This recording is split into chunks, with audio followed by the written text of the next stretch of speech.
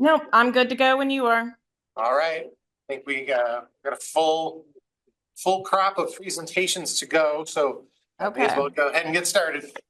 All right, we'll call the meeting of our August meeting of Missouri Priorities to order. First item on the agenda, welcome and introductions.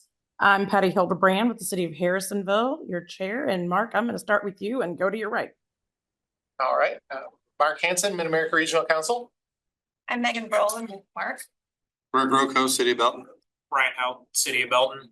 Matt Vokey, Congressman Sam Graves. George Banger, City of Lee Summit. Scott Wagner, Clay County Commission. Jason Waldron, Casey. Doug Wessel Schmidt, City of Grandview. Ted Zell, City of Smithville. Alex Lopez, City of Independence. Rodney Hennigan, City of Independence. Well, Bunyan, Mike Penn. Mike Duffy, Goodness Movement. Nicholas Balsonetto, KCMO. Nikki Wilson, City of Pleasant Hill. Athena Horn, City of Grandview. Melissa Schmidt, Missouri Department of Transportation. Ryan Modat. Lauren Snyder, City of Kearney. Jason Hanson, Raytown. Robinson Camp, City of Raytown. Sherry McIntyre, City of Liberty. Ken Harper, City of Parkville. Scott McDonald, Missouri Kinlan, Clay County. Pat Klein, Clay County. Terry Griffin, Clay County. Ryan Dickey, City of Independence. Wayne Goodcock, Venice. James Wong, City of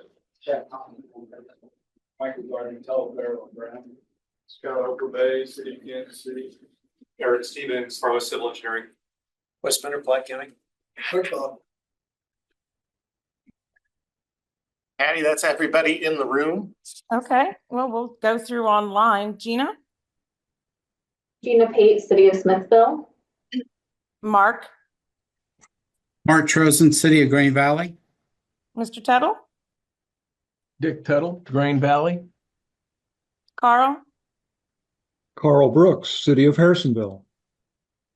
Gerald? Gerald Williams, City of Kansas City, Missouri. Michael? Michael Park, City of Lee Summit. Matt? Matt Nolker, City of Lawson, representing Ray County. Tom? Tom Cole, Platte City. Bob? Bob Heim, Platte County. Daryl? Dale Marcel, City of Glen Crystal? Crystal Jolly Modat. Patrick? Patrick Truba, Mark Staff. Katie? Katie Jardue, Modat. Derek? Rick Weiss, Gas County Road and Bridge. Mark? Mark Green? Yeah, Mark Green, City of Independence. Tom? Tom Cole? I think Tom must take my spot. Tom Dagenhart, City of Blue Springs. Randy Gorton? Randy Gordon, BHC. John Moore? John with Trans Systems. Taylor? Cunningham with Mark. Adam? Adam Hilgedick, City of Blue Springs. AJ? AJ Ferris, Kansas City Area Transportation Authority. Deanna?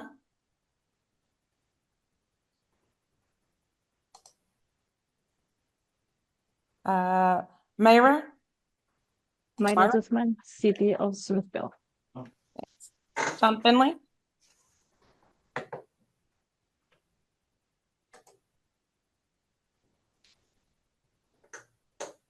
Cecily? Cecily, Sierra Federal Highway, Missouri. Kate Tucker?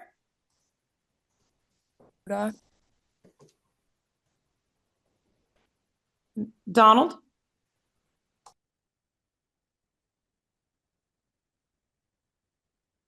Stephen Latke? Hi, this is Stephen Lackey, City of Parkville. Alternate Dan Harper, Public Works Director, is our primary member. He's in person today. Thank you. And did I miss anyone?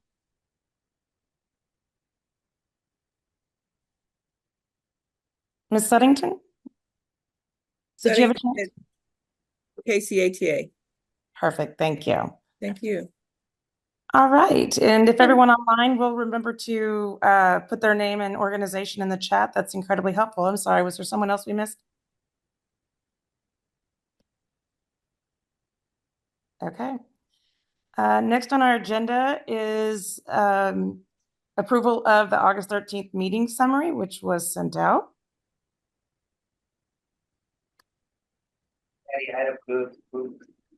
I move to approve the August 13th meeting summary. Okay. Second. I have a motion and a second. So all those in favor, raise your hand. Aye. Any opposition?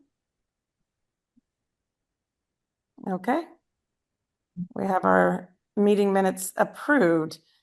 Now for the item everyone's come for today, our programming project presentations in reverse alphabetical order. Mark, is that because you remember doing them in alphabetical order last year? That is, I figured we'd flip it around this year, so. I knew it. Okay, Mark, I will turn it over to you from here to run the presentations. All right, we will do our best. There are a lot of you this time around, so I think there's either 20 or 21 different jurisdictions that submitted projects for STVG consideration. If you are in the room and you did not submit an application and request STVG, there is no need for you to do a project presentation. The other committees that are handling funding will do project presentations. I think TA is scheduled for tomorrow to do theirs, and the Transportation Emissions Committee has had one meeting.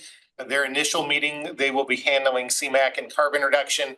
They will likely also have folks do some form of presentation as well. So apologies up front if you have applied in multiple funding programs that you will be likely doing multiple iterations of this, but we'll give you a chance to kind of trumpet your project a little bit and champion your projects in multiple places, and hopefully that will lead to good things for you.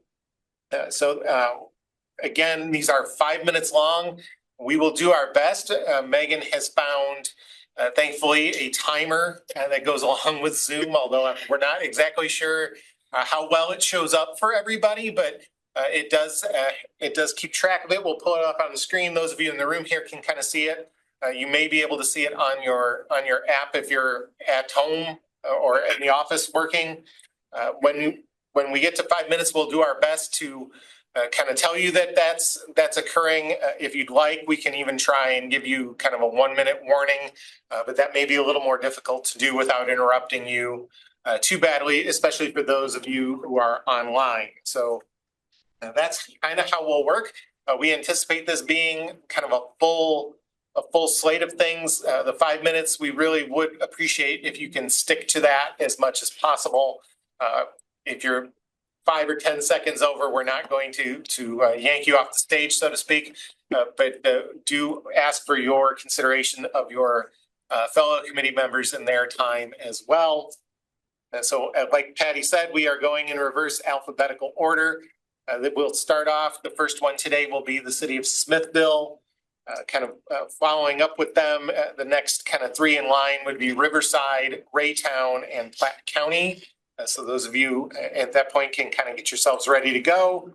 So at this point, Megan, if you're ready to go with the timer, we will go ahead and turn it over to the city of Smithville. I believe even though Chuck is in the room, I believe Smithville will be Gina will be doing this online. So Gina, just let me know when you are ready for the slide to be advanced, and I will go ahead and do that. So take it away, Gina. So we submitted a proposal for the Smithville Wayfinding Implementation Project. Next slide. So this project intends to incorporate and encourage various transportation modes by facilitating clear navigation throughout the entire city of Smithville. This is not in just one location in the city, it is throughout the entire city of Smithville. We have many public amenities. We attract visitors with Smithville Lake and our school district. So this project really intends for residents to get to know their community better, for visitors to know when they arrive to Smithville, and really create that sense of place. Project need, again, just making it more easy to get around throughout the city and becoming a welcoming environment. This extends our streetscape theme, which is our downtown district throughout the entire city. So people know when they arrive and when they're leaving Smithville. This will include improved navigation for drivers, bikers, and pedestrians throughout the entire city, visiting trails, and then visiting major roadways. Next slide. Project benefit. Oh, this was the wrong. Chuck, you messed up again. This is the wrong slideshow. Okay, well, we'll change it up. Okay, so some economic benefits of this is improved navigation and accessibility to boost tourism through guiding visitors to key destinations, stimulating local business opportunities for people to know that we do have shops available in Smithville to visit, and generating revenue for our local businesses. Environmental, having efficient navigation can reduce idle times, traffic congestion, people will know where they're going throughout the city and it will be more continuous. Promotion of alternative transportation, we'll have trail markings, promoting eco-friendly modes of transportation. We have a lot of bikers within Smithville, so again, highlighting different modes of alternative transportation throughout the city, reducing the overall carbon footprint of our visitors. Preservation of natural spaces, this will guide people to our parks, trails, and outdoor areas. Again, just getting people to be more active in our community and showcasing the different ways to travel. Accessibility for all users. It doesn't matter what mode of travel you are doing. These signs will help you get throughout town. We have a lot of people who walk from one end of Smithville to downtown all the way to the lake. So this will help them get to where they're going throughout the city. Next slide. Again, encouraging walking and cycling through clear pathways, directional aids, promoting physical activity. We want people to be active in Smithville, and this will help them get throughout the entire city. Social benefits, fostering a sense of community where people know when they're in Smithville, they can have that sense of arrival, the continuation of the streetscape theme. As you can see with this parking sign, it continues that throughout the entire city so people know where they're going, and then really just have that community feel in Smithville. And then next slide. Something that was missed in this version, there was a lot of community engagement in this project. We had a wayfinding signage and design guidelines project that was an action step from our comprehensive plan in 2030 goal. Stakeholders included Board of Aldermen, the Smithville Area Chamber of Commerce, Smithville School District, Smithville Main Street District, local business owners, and general public. This was a 5-month process to develop this entire map of basically any type of signage that could be needed in the city of Smithville. So as you can see, there is a lot of signage. We have a lot of unique places in Smithville. This incorporated the schools, local public parks. So again, we wanted to include all stakeholders in this process so we didn't miss anything. So our total ask of this group is $800,000. This is for the entire project. So basically, potentially we could scale this down to focus in more specific areas if needed, but all of the design and specifications are complete. All of the right-of-way is already done since these are all in local right-of-way and easement access. So. Gina, that's right on 5 minutes. So any questions for the city of Smithville about their wayfinding project? All right, no questions, Gina. Thank you. All right, next up will be the city of Riverside. Thank you. The Missouri River North Trail, or MRNT, is a 5.5-mile length that connects Riverside, Kansas City, and North Kansas City. The trail alignment is currently being evaluated in a multi-jurisdictional PSP project that helps to extend the vision outlined in Metro Green and provides a connection between Platte and Clay counties at their southernmost location. Next. This application would allow for the construction of the first mile of the project connecting Riverside and Kansas City. The project is most economical from a time and cost standpoint if it is completed in a single phase. It could be split into two phases if necessary, with one phase from Riverway Boulevard to the eastern city limit and a second phase spanning Lime Creek connecting to the trail. Next. The project extends along the south side of Tolleson Road until it reaches an existing sidewalk connection in Kansas City.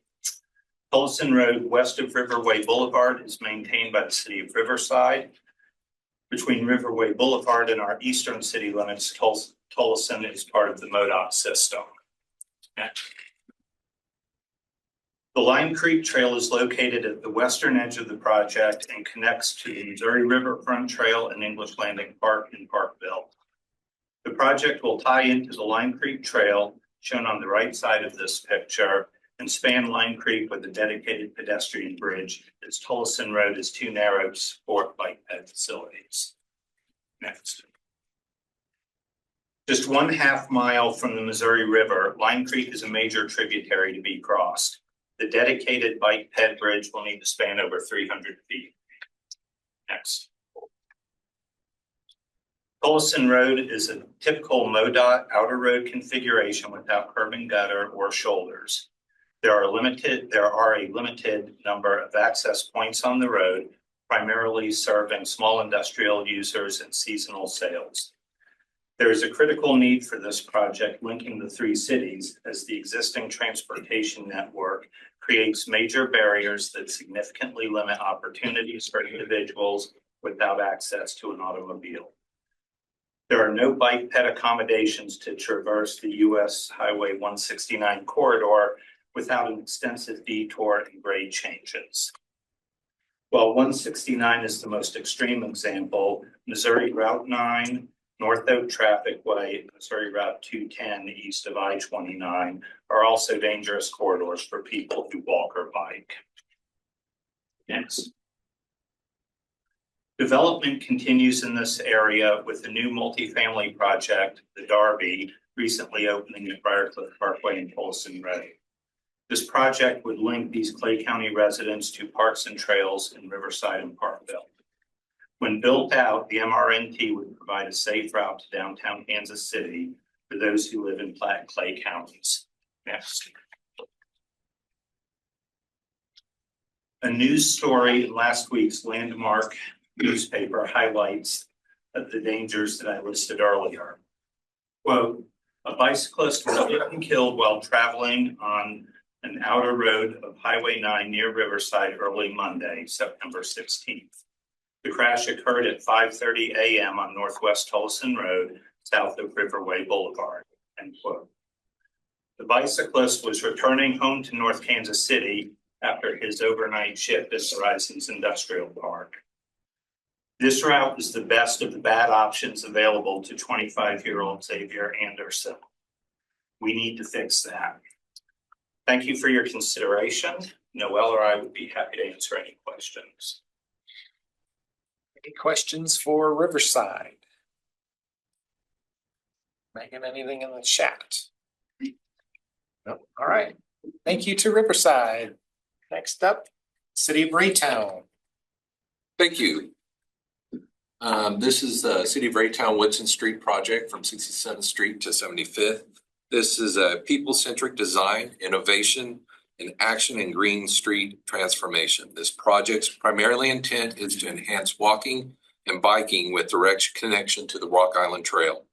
Roundabouts at the north and south project limits improve traffic flow. This project advances Metro Green and goals outlined in the Rock Island CSP corridor. This project is planned to be the City of Raytown's first Vision Zero initiative. Next slide, please.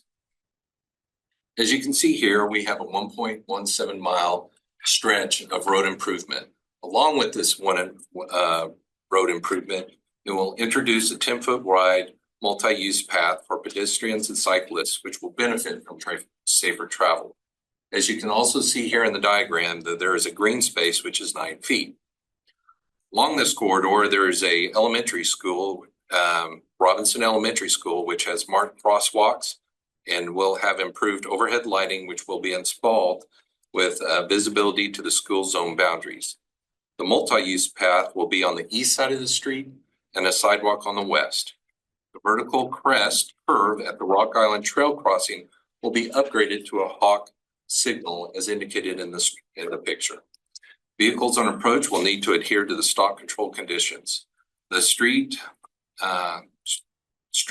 trees will be planted with 9-foot green space separation, will also reduce collision between arrogant vehicles and peoples on the path. Next slide, please. As you can see here, this is our existing corridor where the Rock Island Trail actually crosses Woodson Street. Next slide, please. As you can see, the road is in desperate need of rehabilitation. Complete street elements will include full depth concrete pavement, curb and gutter, enclosed stormwater system, sidewalks. The expected outcome include a significant improvement in safety, increased accessibility, enhanced multi-module connectivity, and more streamlined flow to traffic. Next slide, please. As you can see here, there is no current curb and gutter, no sidewalk, and no pathway. There is no direct walk line capacity to go to the elementary school. Next slide, please. As you can see here at 67th Street, we are introducing roundabouts, even though that this is partially in the Kansas City area. The city of Raytown is absorbing these costs. We will be working with the Kansas City to adhere to this project. Next slide, please.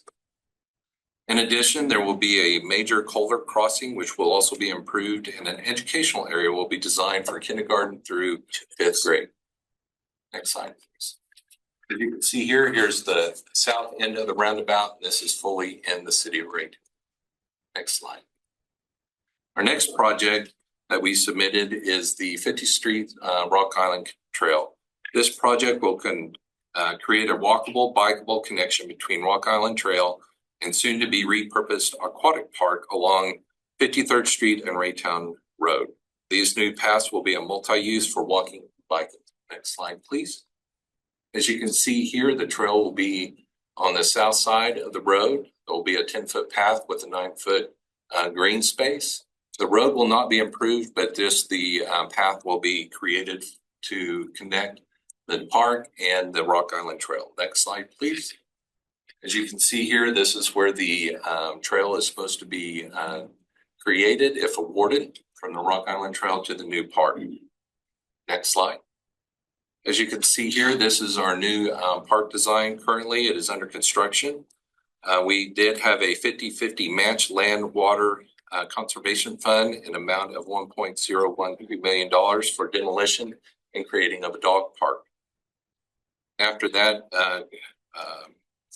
is demolished, the Parks Department received a 100% omnibus grant, which included $3 million of a restroom, shelter house, ADA accessible playground, and splash pad. Thank you, Robinson. Any questions for the city of Raytown on their projects? Mark, my only question pretty much for everybody would be, are they presenting an order of priority? Yes. Perfect, thank you. Yeah, and Patty, I think on the slide, at least in the city of Raytown's, I think they're the first one that had multiple projects here. They did indicate the 53rd Street was their number 2 priority. Great, Yep. thank you. You're welcome. All right, Platte County, you're up. Good afternoon, everyone. West Winter, Platte County. We have 2 projects. Our priority number 1 is the AA Wacomas Drive Improvement Reconstruction Project.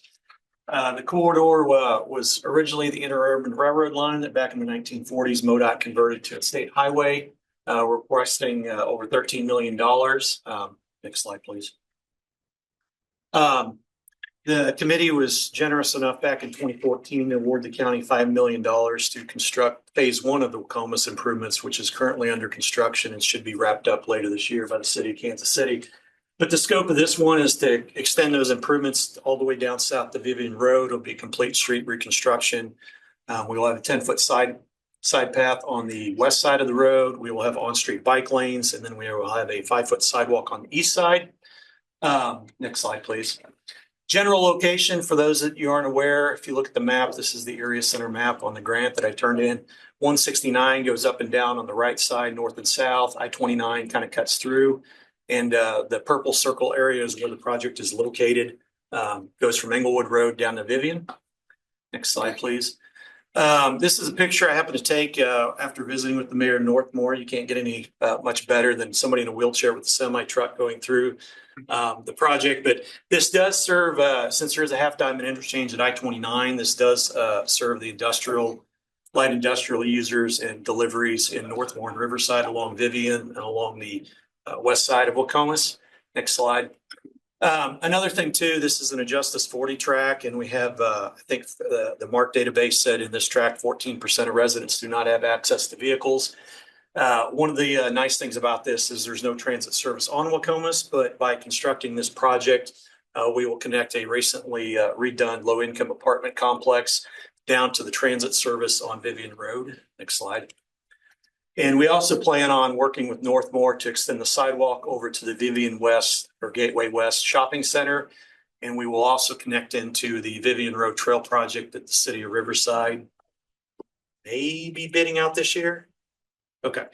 So there's also a connection on the St. Joe Boulevard, which is that street to the south that goes down to the linear or interurban trail, which connects to Line Creek Trail. So this provides access with the city of Northmore and all the residents within that area to the bus service on Vivian Road, and then also to the recreational and commuting trail system.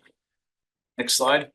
Our second priority is a bridge replacement project. Back in the 70s, before Berry Road and 152 and 435 were built, 76th Street was, I believe, in highway, which went up from Parkville all the way up to Platte City.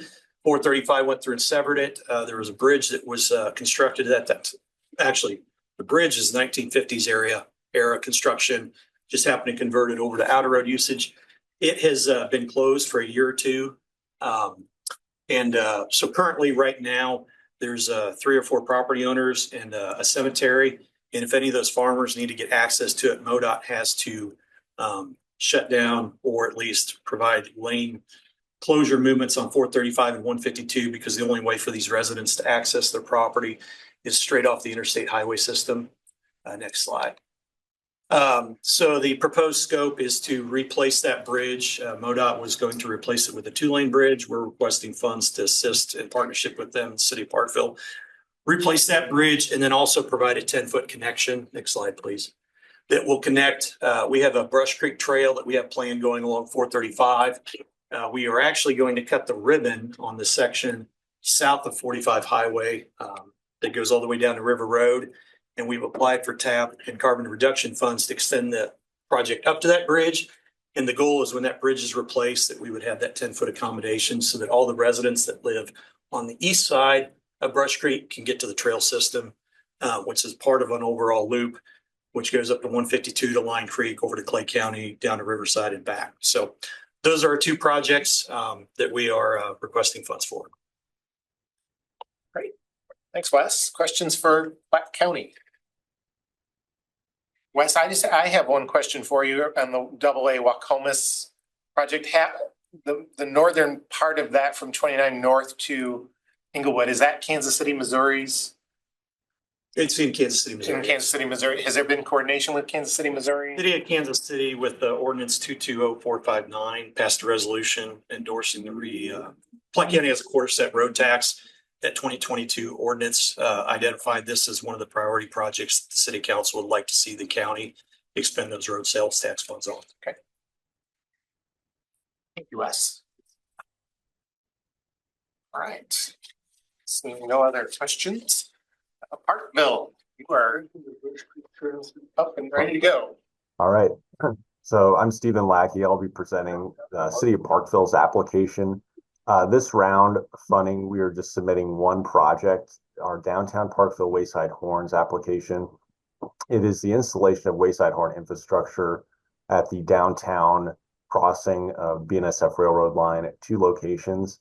And the background for it, we've had 2 fatality incidents related to pedestrians going across this crossing. And the project does address some of the safety needs through upgrades through BNSF's equipment, but also the primary purpose as well is for quality of life, reducing the overall volume of noise at the intersections. Next slide, please. So some background about the BNSF line. They are the largest freight railroad network in North America. This line through downtown Parkville, there's approximately 36 trains a day that go there. And it's about 5 minutes or so where there's a sounding of horns each hour.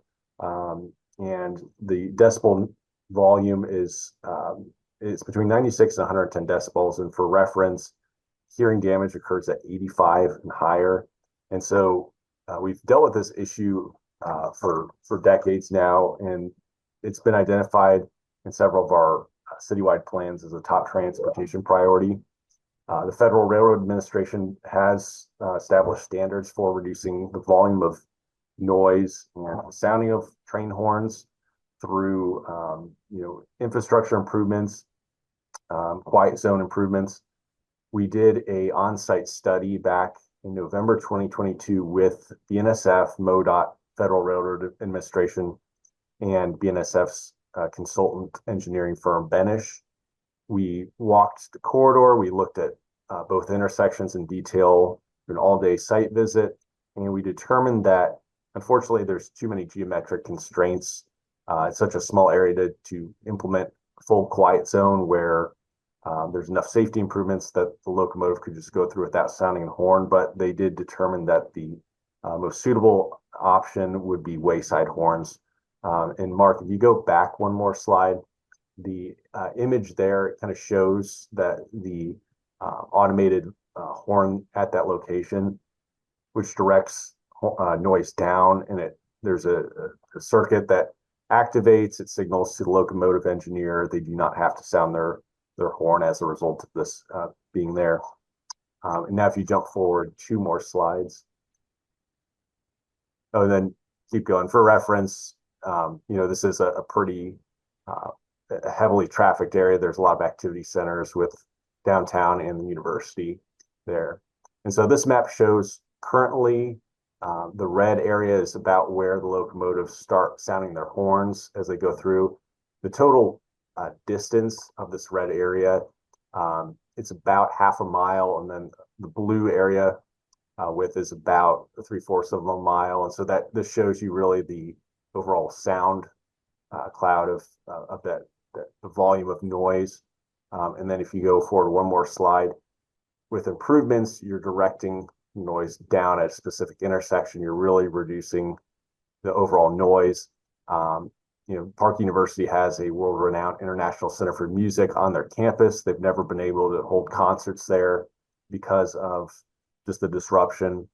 And same with a lot of businesses. We've lost several businesses from moving into downtown just based on the frequency of the train horns. And so this would be both a safety and economic improvement for the downtown. And then Mark, if you go to the last slide. Again, a different perspective looking to the east. So you see the 2 downtown crossings, you see the activity center with carnival going on, the downtown business shops, Park University. In terms of freight network, the improvements, you're not speeding up the trains, you're not adding the traffic. This is purely safety improvements in the horn infrastructure to reduce noise and improve quality of life. And so in addition to putting in the train horns, BNSF requires you to upgrade their intersections. And so when we did our on-site study, there's a big list of things such as fixing depressed curbs, installing pedestrian gates, repairing existing pedestrian fencing, fixing pedestrian aprons, and installing MUTC signage. So those are the additional safety improvements that will happen. That's our project, and we're very supportive of it, and I'm happy to answer any questions. Thanks, Stephen. Questions for Parkville? Seeing none. Nothing online. Thank you, Stephen. All right, the next presenter will be the city of Oric. On deck with them would be MoDOT, and then Mark will do some project presentations, and then the city of Liberty would be following them. So next up will be Oric. Hi, my name is Eric Stevens, representing the city of Warwick. So the city of Warwick has a great opportunity. It's a growing community just outside of the KC metro area, small community, but it has a significant need for improving a safe route to school. Right now, there's a constriction through town with a major highway Z coming through, and this would alleviate that. It would provide an opportunity to give some separation for younger children that are traveling, and also take vehicles off the road. People that feel like that, I just have to drive my child to school. This would give them an opportunity to say, you know what, you can ride your bike on the sidewalk, the larger sidewalk that we're providing, walk on it primarily. So this project would connect the school, the dual campus of the middle school, high school, with the downtown city hall area where they've got a restaurant, they've got some shops down there. They want to be able to connect that with the high school in particular. So students that are leaving the campus, potentially going back, for food, can go back and forth if need be without accessing or walking that the constricted route. So with this, the city has about $100,000 already in the bank prepared for this, so that it's ready to go. The overall project cost is $500K. So they're asking for approximately $400K in funds. So this would be a great benefit to the community. Also, in terms of green, the idea is to plant trees along this corridor to improve the green of the community, also improving, the environmental benefits of replenishing oxygen levels, and then also taking vehicles off the road has a benefit there as well. And this is the only project they're seeking now. So next slide, you don't have any other priorities. So really, in terms of scalability, if they receive less funding, they could construct a portion of this and then go on and bring back another phase later. So they're more than willing to work with you in terms of your funding priorities and how we fit within that window. This is a smaller project, and often, there's that space at the very end. You're saying, okay, we've got this remainder, we're humble enough to take that remainder and plug that in to provide a great benefit to the city of Oric as it grows. With that, I'll just pause for questions. Hopefully I'm well under time. Questions for Oric? Thank you much for your time. Appreciate it. Thanks for coming. All right, next up, MoDOT.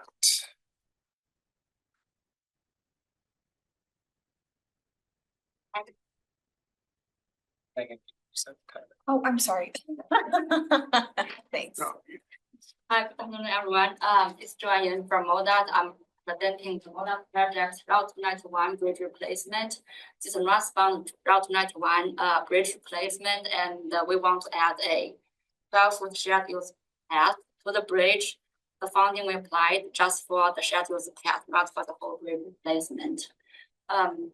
The project needs, so currently the bridge doesn't have any shoulder, doesn't have any sidewalk or pedestrian bike accommodation facilities on the bridge.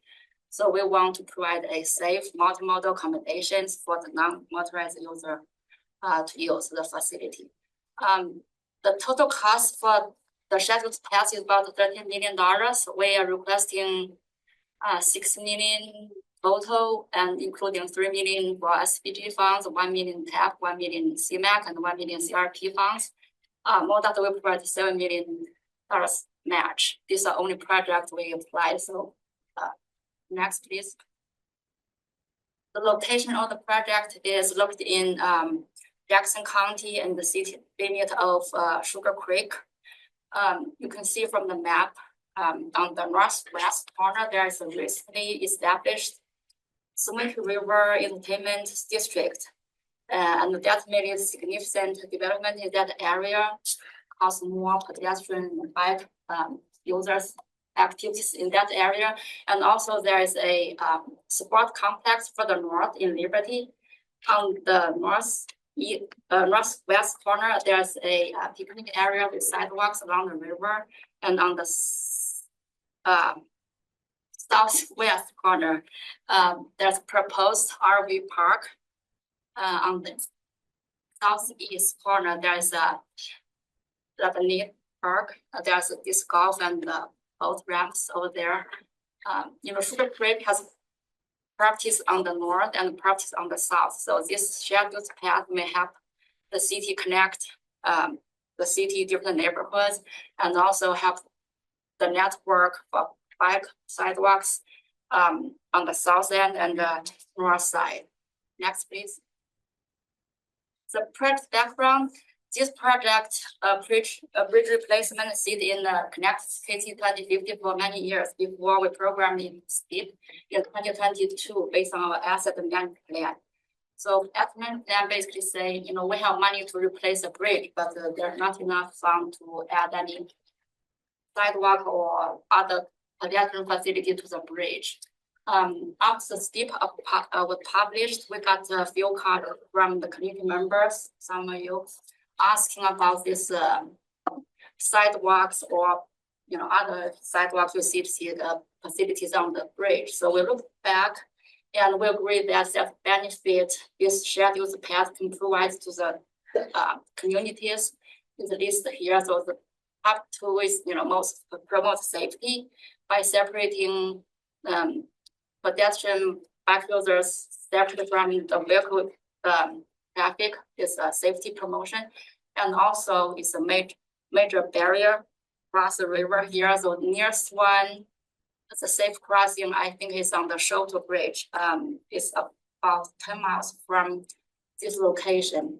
So all other benefits, like every other kind of project presented, including reduce air pollution, promote health, support economic vitality, and environmental justice, equity, and also this scheduled paths help us to comply with the complete street policy and the major river crossing policy.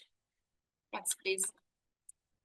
Oh, this sketch shows that typical cross section for the scheduled path is we want to do 12 feet wide.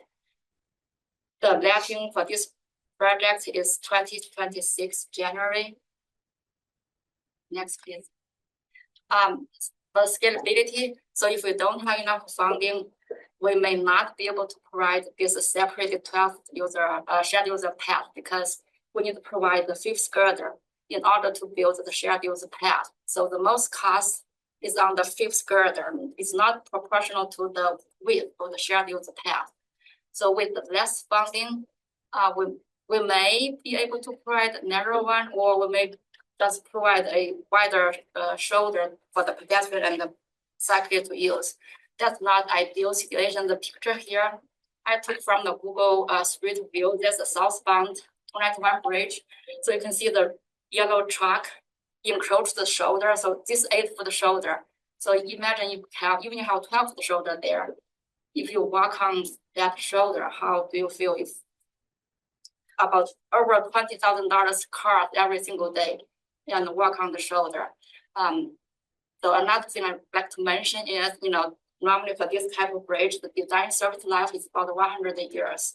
So if we cannot do it this time, it will be very hard to add it later. The cost will be likely more than double. And also, unless we have extra funds from somewhere to add it. Okay. So we are asking the committee to give us consideration to fund us, help us to build this scheduled path for the future generation. All right. Thank you. Thank you, MoDOT. Any questions for MoDOT? Yeah, if this is added, then is there going to be future possibilities that MoDOT would participate in extending this trail either through Sugar Creek to the south and Liberty to the north? That part we haven't discussed anything that yet, but right now there's a major, barrier here, and we focus on this right now. For the future network connection, we haven't got there yet. Okay, thank you. Yeah, it's the most critical piece, I think. Thank you to MoDOT. All right, Mid-America Regional Council. Hello, everyone. This is Taylor Cunningham. I'm standing in for Beth Dawson today. And this project should be familiar to everyone here. This is for the Planning Sustainable Places program funding for 2027. The project need PSP is a strategy in our long-range transportation plan, Connect to KC 2050. And what PSP is really all about is giving the resources to local communities to do detailed planning projects and develop transportation projects that are going to make their communities more vibrant. Our funding request is the same as last year, $900,000. We're requesting $800,000 from the Kansas side with a total match of $425,000. Not applying for any other funding, and this is our first priority of projects here. Next slide. And as you all know, any MARC jurisdiction is eligible to apply for funding with PSP. So we have projects up in Liberty and Kearney this next round, as well as in the urban core. So anything goes. And if the committee chooses to give us less than our ask, this is a very scalable project. We would simply just fund less planning projects for the year. So I think you all are familiar with this, but I will be happy to answer any questions. Question? Mark, I have just a question because I don't know. Mhm. Where do you guys get your match from? I know where my match comes from, but where does Mark get their match from? Sure. So when we do the PSP program, part of the appeal is that Mark serves as kind of the administrator. So we do all of the reporting and invoicing and stuff with KDOT so that the project sponsor can actually manage the project. And we collect a fee on those projects, like a 1% or 1.5% transportation administration fee from the local jurisdictions. And that helps our match. As I'm not sure if 100% of PSP match comes from that. It could also come from other funding sources, but I do know that's part of where it comes from. And Chuck, generally with PSP, Mark is providing kind of the federal dollars to it, and so you're getting your local dollars and matching your federal award. Okay, that's what I was wondering. I just didn't know. Oh yeah, sorry. I see what you're asking now.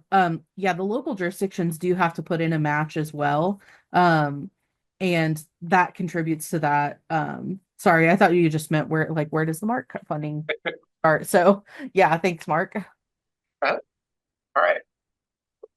Patrick? Yeah. Good afternoon, everyone. This is Patrick Truba. I'm the bike ped planner at Mark here. Our second application is for a regional bicycle pedestrian counting program. So ever since the regional bikeway plan was approved in early 2015, we've wanted to start a regional counting program to collect bicycle pedestrian movement data, which is typically really rare for a metropolitan region. The funds would go towards a variety of automatic counting devices placed across the 9-county region.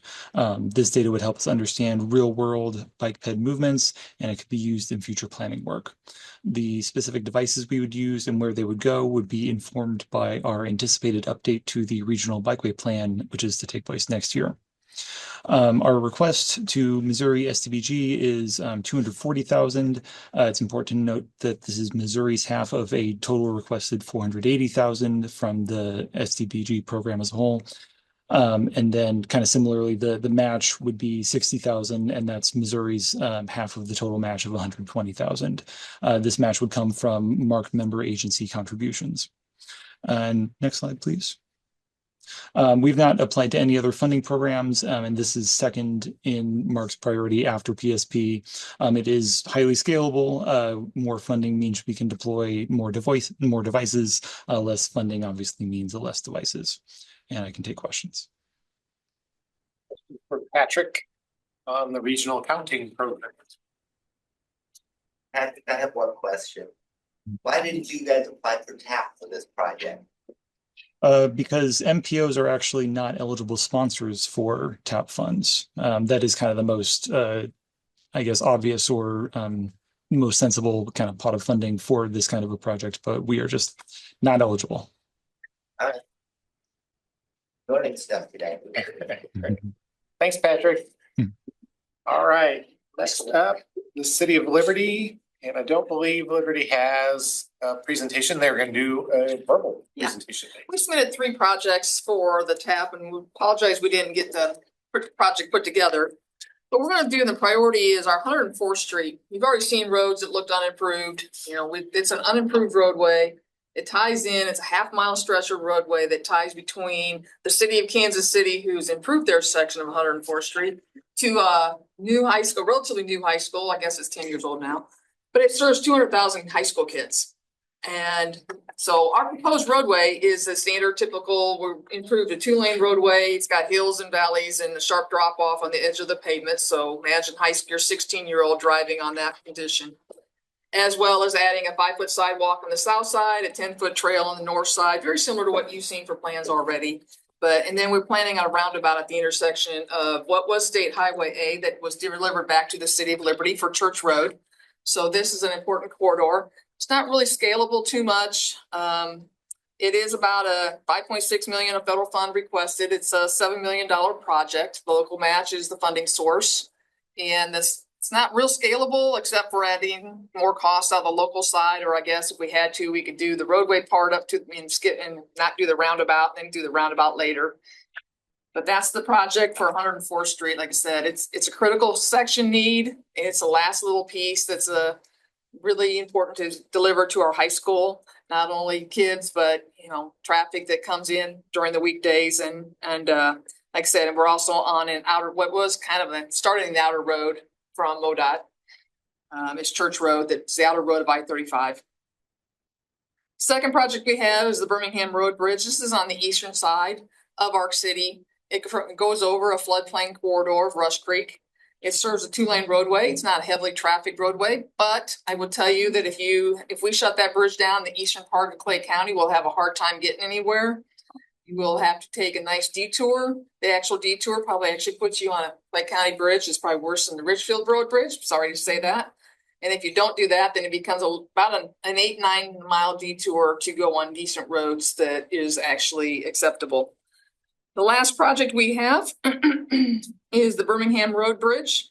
Very similar to what you just listened to about what's going on the Riverside with the train issues. We have a double track. Not only is it a track with, we got 2 railroads we serve. So the noise that occurs from the impacts on the sound, as well as the concept of, again, it's kind of in a unimproved, somewhat, it's in town, it's in an urban area. It's not too far from one of our southern fire stations, which means when the bridge is locked up with traffic, which occurs about, and we figured on average once an hour.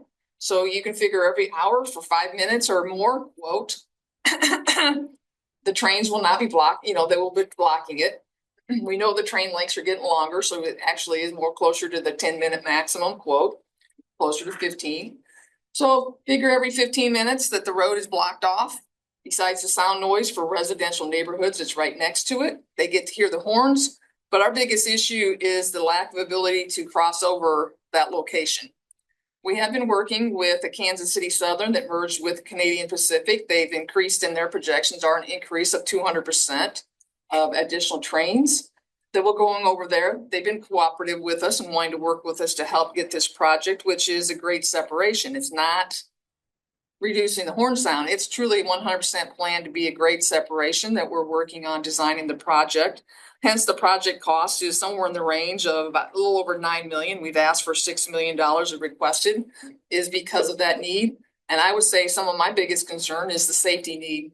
If our fire trucks, which is also runs our ambulance service, has to have a call in on the other side of that track, again, their detour now just is increased by at least 8 to 9 minutes.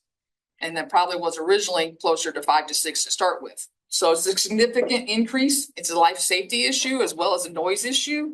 And not only do we have the joy of crossing over the Canadian Pacific, Kansas City Southern, we also cross over the Union Pacific Railroad. They're next to it. It's dual tracked. As you cross a dual track issue, we've already had a fatality on a track line further to the south in this location where we didn't have crossing guards and activities. But again, this is an important link and section to our city. So I can show you pictures, but they look the same as everybody else. Thank you. Thank you, Sherry. Any questions for the City of Liberty? Right, seeing none. Thank you, Sherry. Lee Summit, you're up. Good afternoon, George Binger, with City of Lee Summit. Our first priority is the Shearer Road project. This is a road that it's currently a 2-lane unimproved road, fairly narrow, no shoulders, and has several sight distance issues, safety, and it has a history of fatalities along this roadway. So we're looking to improve this roadway, and it's part of a larger segment. So if you go to the next slide, you can kind of see some of the phasing as we get into this. Essentially, this road extends from 291 Highway on the east and extends west, south. It goes south of Longview Lake and into Grandview, where it turns into High Grove and Main Street. So this is a parallel route between 150 and 470 between these communities. And so we've started work in this area where we've made some improvements with trails and sidewalks being added along Jefferson Street, Ward Road, intersection of MoDOT's made improvements on 291. So this is kind of the next step in these improvements. So if we're looking at on the scalability of this, the funding we're asking for is, promoting the livable streets element. So if we're looking at scaling on this project, scaling back would be deferring those livable streets elements. We can basically build the road, do all the earthwork and the grading, and set the next stage for that. If we're looking at this and scalability, and this project is our top priority. Okay, next slide. This is our second project, Lakewood Way. This is currently it is a 2-lane road. Again, it does the northern portion doesn't have shoulders or sidewalk. It services a middle school there in the Blue Springs School District. And this road was originally built and realigned when Struggle Road Interchange went in. It's a parallel reliever for I-470. So we're looking at traffic in this area. Currently 470 is 4 lanes. I know there's some conversation about expanding to 6 lanes. But this route connects to Independence Event Center to the north and then down to the south, all the way to the 50 Highway. So with this is kind of becomes an overflow route when 470 gets backed up. There's no pedestrian or bike facilities on this one. So this project is basically improving the road, by adding the lighting, the livable streets elements, so that we have the trail connecting the school and servicing the neighborhood that's there.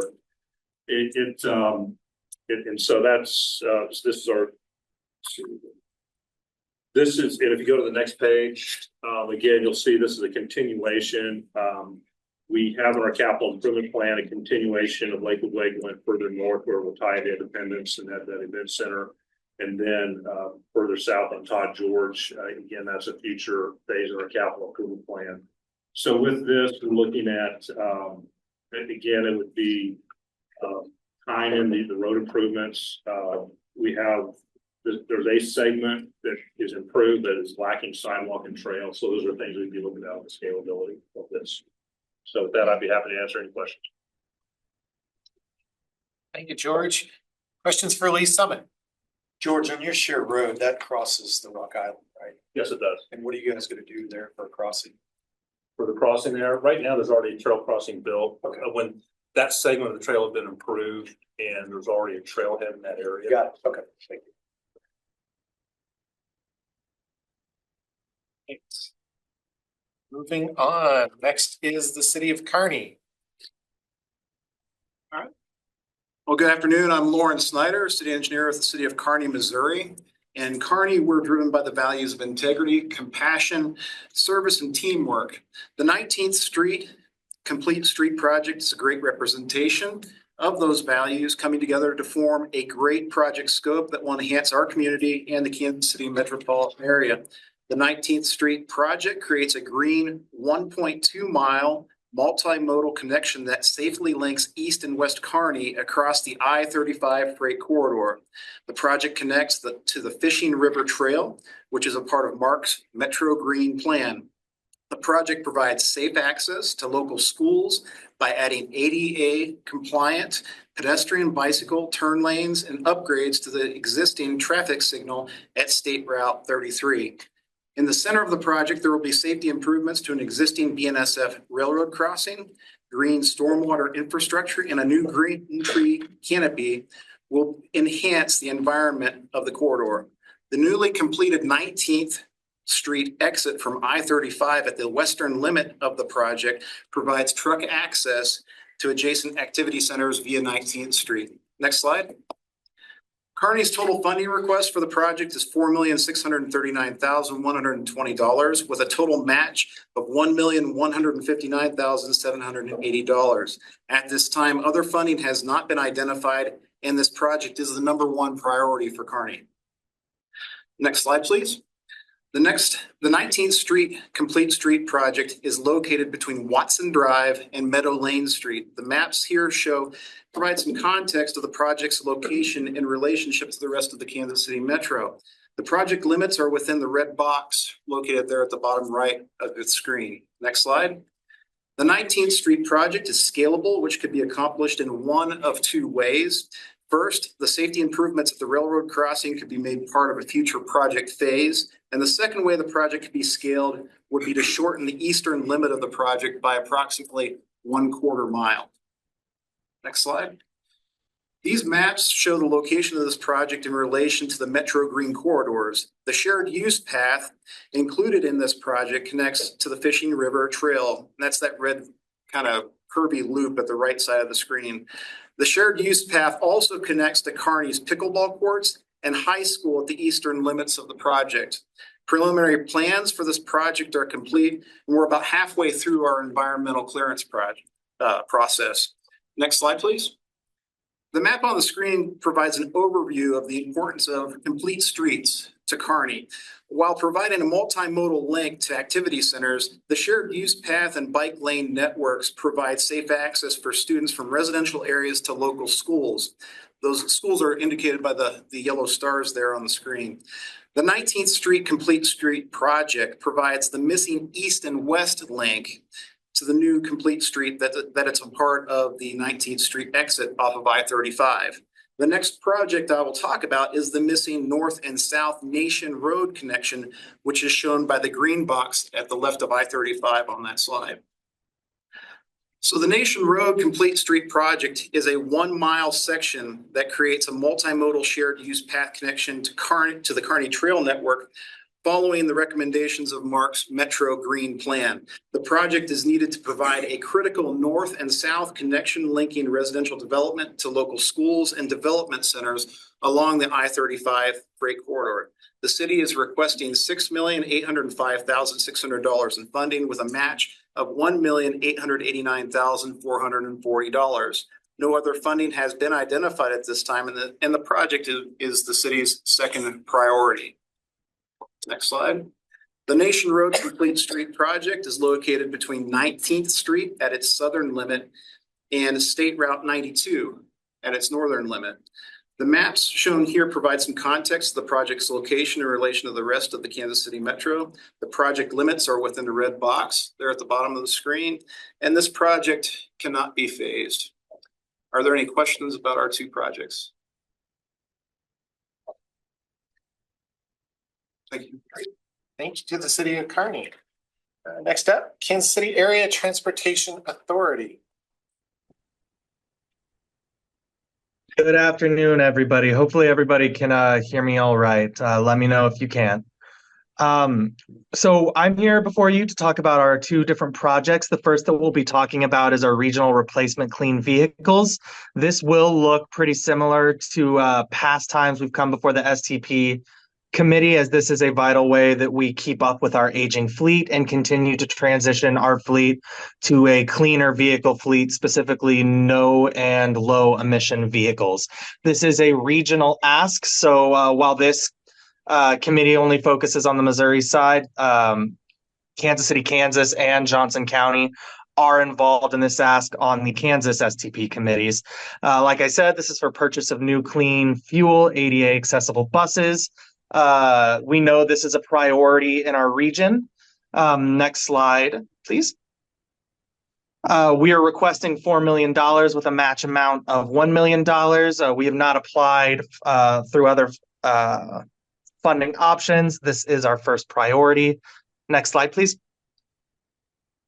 This is a regional application. So as you can see on the screen, there are multiple different counties that our services operate in. Again, since this is the Missouri STP Committee, we're really focused on that Cass County, Clay County, Jackson County, and Platte County. This is scalable as the amount of money does determine the amount of buses that we can procure to continue replacing our vehicles and transitioning our fleet to a more clean vehicle fleet. Next slide. This is our second project. This is a bus stop improvement project. Again, this is regional in nature, like the project we discussed before. This is to specifically continue to make improvements to our stops, specifically our stops that do not necessarily comply with ADA standards, and our stops that are in need of replacement of amenities, new shelters, benches, signs, trash cans, etc. Part of this project is also focusing on canopy and planting trees and implementing security upgrades in needed areas as cameras and specific pedestrian level lighting. Next slide, please. We're asking for $750,000 with a match of $187,500. This is the only funding applied for. This is our second priority. Next slide, please. As we've been talking about, this is a regional application focusing on Jackson County, specifically through the Missouri STP Committee. Again, if more, this is scalable. Basically just depends the amount of money, depends the different locations and corridors that we'll be able to continue our yearly updates on. So I believe that is my presentation and I can stand for any questions. Thanks, AJ. Questions for ATA? Yeah, I'm just curious if there's an estimated cost for each bus stop improvement. Each bus stop improvement is different. We do have costs for whether we're replacing a shelter, but if we have to start getting into engineering on curb cuts and ADA ramps or ADA pads, it's incredibly variable. How many of the bus stops are in Jackson County that you need improvements for? Well, so this allows us, so we ask and we keep it vague to allow us to be really flexible with our ability to react to our community contractual partners on their requests and what we see. I don't have a number exactly for you about the percent of stops that need to be improved in front of me right now, but there are multiple corridors that are ready for improvement through discussions with our contractual partners and Kansas City, Missouri specifically. So does this only affect the contracted municipalities that are in those counties?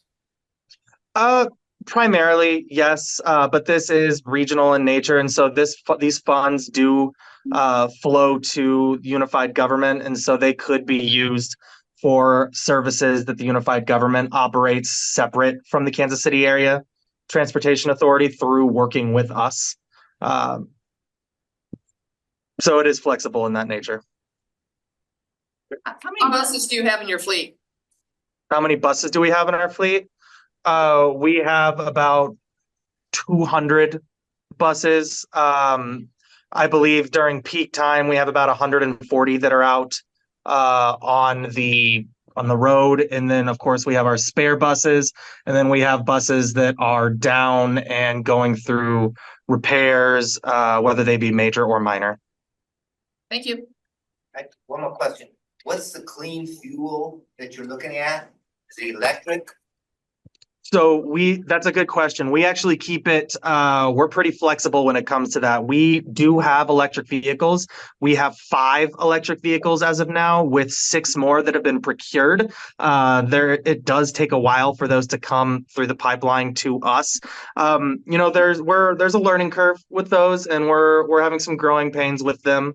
But what we really have a lot of success with is our compressed natural gas fleet. We have actually been consistently switching over our fleet and replacing old diesel buses with compressed natural gas, as we do have the ability to fuel compressed natural gas from our site 18th and Forest with our own fueling station. So we're probably looking at both electric, compressed natural gas, maybe clean diesel. But one of the things that makes a transit agency successful is having a good diversification in their fleet, especially for an area like ours, where things can get a little bit dicey with very, very hot summers and very, very cold winters. Thanks, AJ. Thank you. All right, moving on, Kansas City, Missouri. All right, I did bring printouts if anybody wants to know the presentation. I've got about 7 projects in 5 minutes. So, all right, let's get it going here. First project is 63rd Street construction. Woodland Truce. This is an urban arterial located in the city. It's going to be basically an improvement, new sidewalks, ADA. We're going to do some Mission Zero, complete streets elements, and also a large green infrastructure related to a CSO project in the area. We're asking for 10 million. I got 3 million scheduled programmed in the CIP, and there's also CSO project costs. Next, please. And then, yeah, there's a lot of schools, hospital, parks, churches, you know, environmental justice track, all that stuff. Next project. This is Holmes Road. This is down in Martin City. It's down in the south there. Martin City has grown a lot. The original Jack Stack's down there. There's all kinds of restaurants. There's the big volleyball court. I don't know if anybody plays that beach volleyball. That place is crowded all the time. So it's grown a lot. This road, Holmes Road, doesn't have any sidewalks. Doesn't have any way, you know, there's also a school nearby too, but basically there's railroad crossings there. So we would do like zones of quiet. We would widen the road to 3 lanes, put in sidewalk, shared use paths. We're asking for $8 million and we got $4 million already programmed in the CIP. This project is at 60% design. Next slide, please. Yeah, so 60% design, and then you can see sort of the area there. All right, next project.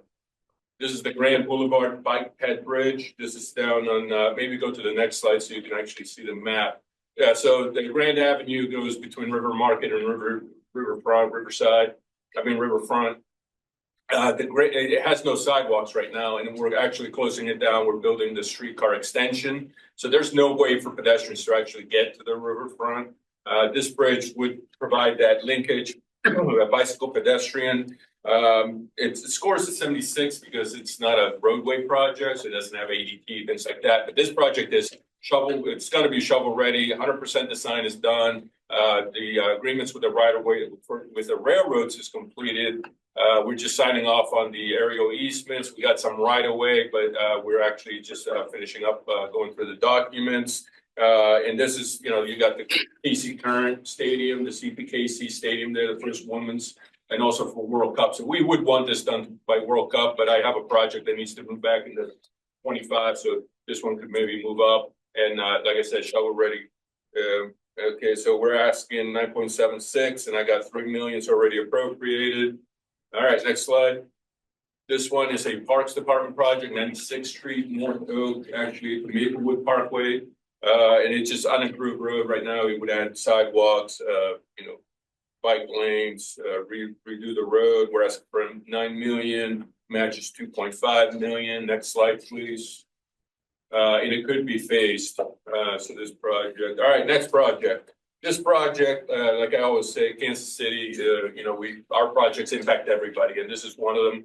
It scored low of 51 because it's a brand new arterial road being built in, you know, out farmlands. But this is in support of KCI 29, which is 20 million square foot of logistics space, 9,000 jobs up at the airport, 9,000 new jobs. That's going to help everybody in the region.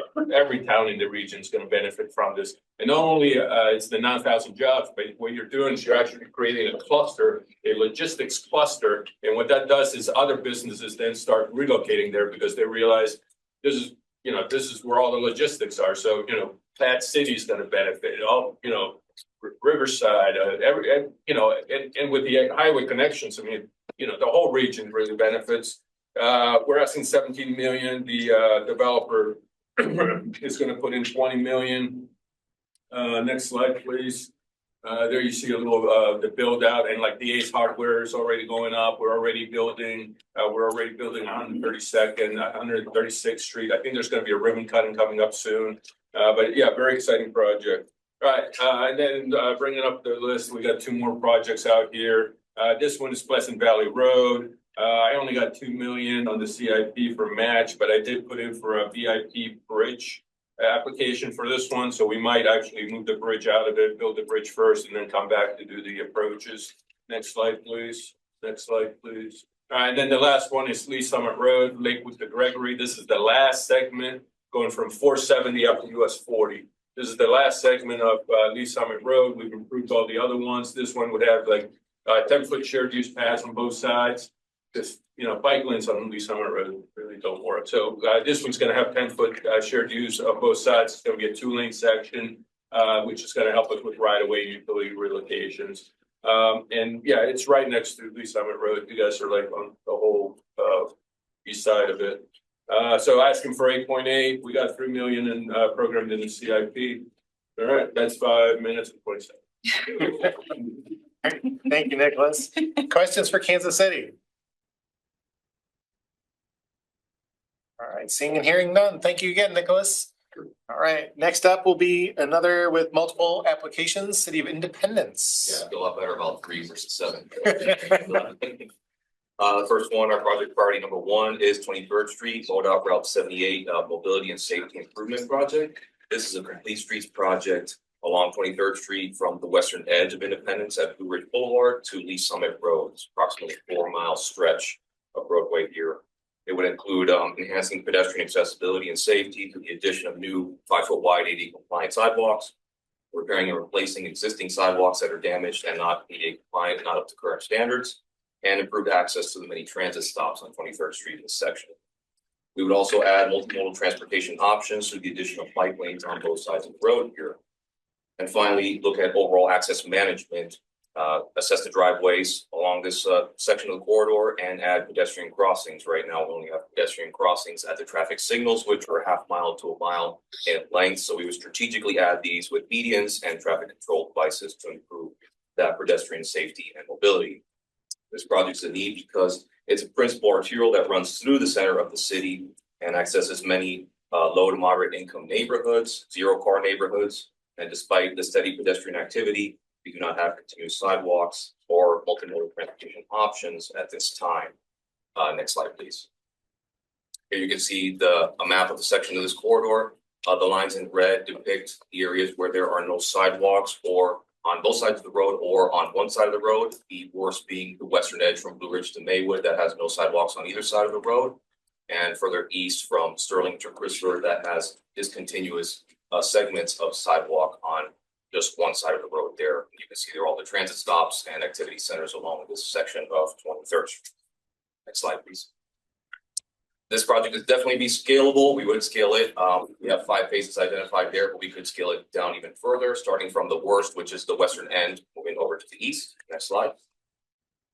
And there's just some photos there showing the existing conditions on the top left and bottom right, those areas with over years of pedestrian activity. There's no sidewalk, but you could basically see where foot traffic has rutted it in there. And on the top right is the existing sidewalk that is only 4 foot wide and not been properly maintained.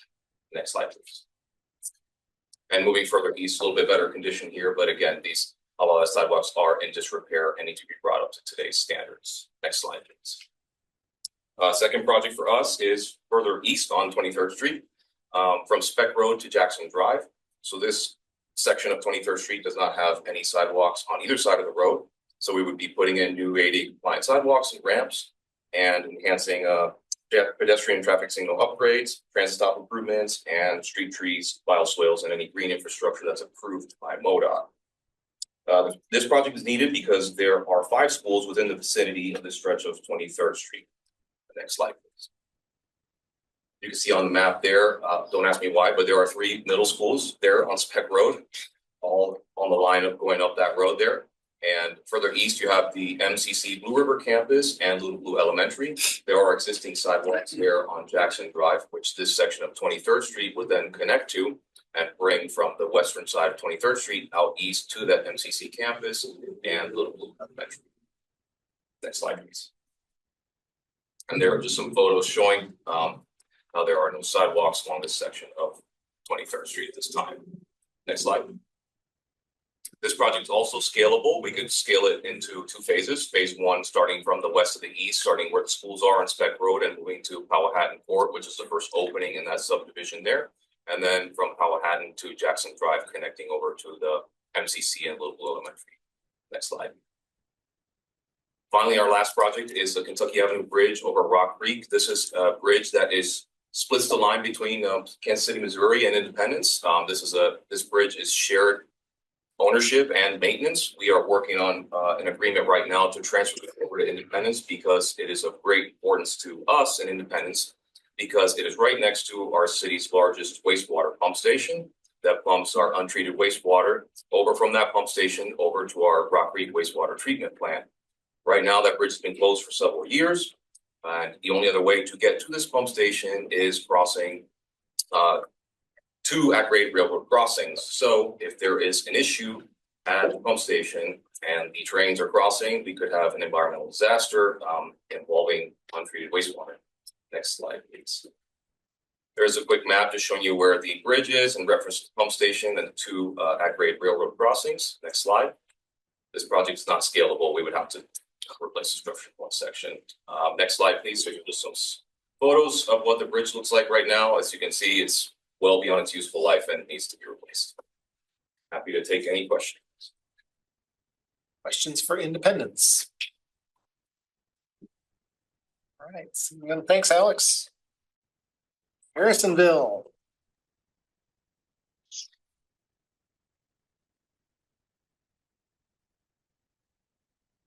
Good afternoon, Carl Brooks with the City of Harrisonville. Our first project is the I-49 on and off northbound ramps east to South Commercial Street. This project will provide geometric improvements at the complicated intersections of I-49 northbound on and off ramps, Mechanic Street, which is Missouri Highway 2 and 7, Plaza Drive, and Westchester Avenue, to address the transportation safety issues and functionality and support access to adjacent businesses with 2 new signalized intersections. The project would also include issues that are worsened by large truck turning movements coming out of the Casey's truck stop. This is a project roadway cluster with city streets terminating at the off-ramps and, as I said, left turns by very large trucks. The need for this project ensures the continued safety of vehicular movement through the critical intersections and provides intersections and roadways that are safe and convenient for all travelers, including pedestrians, bicyclists, motorists, and even rail. It creates a desirable corridor connecting the walkable residential, commercial, residential, and public safety activity centers. This corridor connects the Interstate I-49, Missouri State Highways 2 and 7, residential neighborhoods to primary employment centers and commercial centers. Our request is $4.2 million and our match is $1 million. We do have the potential for Missouri cost share grant application, and this would be our first priority project. And as shown on the figure, this project is scalable from the interstate on and off ramps east over to the railroad tracks, and then the rest of the project from the railroad tracks then east to Commercial Street would be the second phase. Next slide, please, Mark. Our second priority project is Jefferson Parkway from Waters Road to Locust Street. This project will upgrade the existing 2-lane unimproved roadway to a 3-lane roadway from Waters Road to Locust Street, supporting the projected turning movements into the new Royal Street Extension and North Park Improvements Project, as well as a planned 200-acre Wilburn residential multi-use mixed development. The need for this project is to ensure the continued safe vehicular movement through this critical corridor, providing intersections and roadways that are safe and convenient for all travelers, including pedestrians, bicyclists, and motorists, creating the desirable corridor connecting walkable, residential, recreation, and public safety activity centers. Our request for this project is $4.7 million, and our match is 1.2 million. At this time, there are no other funding projects or grants identified. Next slide, please. And this project is currently not scalable. And if you can see it on the map, where the street where it says Activity Alley is where one of the Royal Street Extension road projects will tie into Jefferson Parkway. And just between the water treatment plant and the community center would be the second Royal Street Extension connection to Jefferson Parkway. Jefferson Parkway is needed to be in concert with the Royal Street Extension project that should soon be starting any day now.